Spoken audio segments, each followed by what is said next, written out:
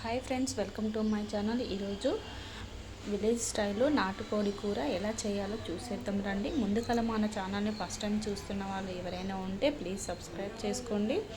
ముందుగానే ఒక గిన్నె పెట్టుకున్న తర్వాత తగినంత ఆయిల్ వేసుకొని 2 ఎండుమిర్చి కూడా వేసుకున్నాను.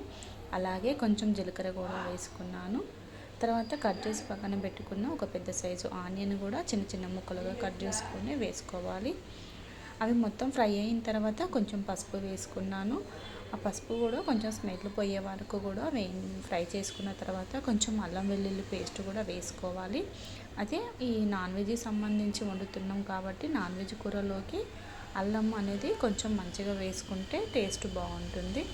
అల్లం వాసన పోయేంత వరకు కూడా ఫ్రై చేసుకున్న తర్వాత చికెన్ ముక్కలు కూడా వేసుకోవాలన్నమాట. ఇది నాటుకోడి కూర కాబట్టి కొంచెం చిన్న చిన్న ముక్కలుగా కట్ చేసుకున్నాము.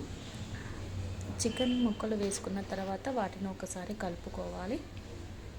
కలుపుకొని మూత పెట్టుకొని మరి కొద్దిసేపు కూడా ఉడికించుకోవాలి. చికెన్ నుంచి వచ్చేటువంటి వాటర్ పోయేంత వరకు కూడా ఫ్రై చేసుకోవాలన్నమాట. అలా ఫ్రై చేసుకుంటేనే చికెన్ అనేది నీచు వాసన రాకుండా బాగుంటుంది. చూసారు కదా, వాటర్ అనేవి వచ్చాయి. ఈ వాటర్ అనేవి పోయేంత వరకు కూడా మధ్య మధ్యలో కలుపుతూ మూత పెట్టుకొని ఫ్రై చేసుకోవాలన్నమాట. ఇది నాటుకోడి కూర కాబట్టి కొంచెం ఉడకడానికి ఎక్కువ టైం పడుతుంది, కానీ టేస్ట్ మాత్రం చాలా బాగుంటుంది. తర్వాత తగినంత ఉప్పు వేసుకోవాలి. నేను ఇక్కడ లడ్డు ఉప్పు వేసుకున్నాను, మీరు సన్న ఉప్పు కూడా వేసుకోవచ్చు. ఉప్పు వేసుకున్న తర్వాత మన రుచికి తగినంత కారం వేసుకోవాలి. నాన్ వెజ్లోకి కారం ఎక్కువ ఉంటే బాగుంటుంది. మళ్ళీ ఇది నాటుకోడి కూరలోకి కారం కొంచెం మంచిగా ఉంటేనే బాగుంటుంది, స్పైసీగా.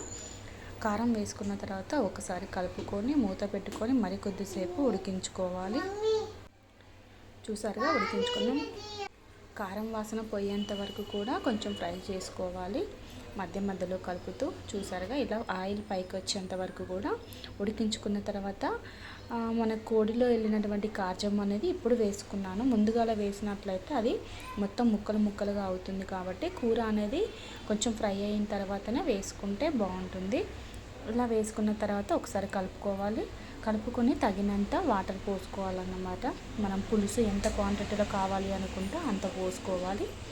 నేనైతే ఒక చెంబు నిండా పోసుకున్నాను. చూసారుగా, ఇలా పోసుకున్న తర్వాత మూత పెట్టి మరి కొద్దిసేపు ఉడికించుకోవాలి.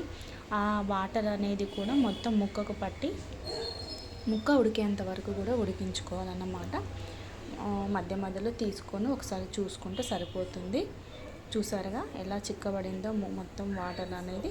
చివరిలో కొంచెం మసాలా వేసుకొని మరి కొద్దిసేపు ఉడికించుకోవాలన్నమాట మూత పెట్టి. చూసారుగా, కూర అనేది మొత్తం కూడా దగ్గర పడింది. ముక్కను పట్టుకొని చూస్తే కూడా మనకు ఉడికిందా లేదా అనేది చెక్ చేసుకుంటే అంతేనండి.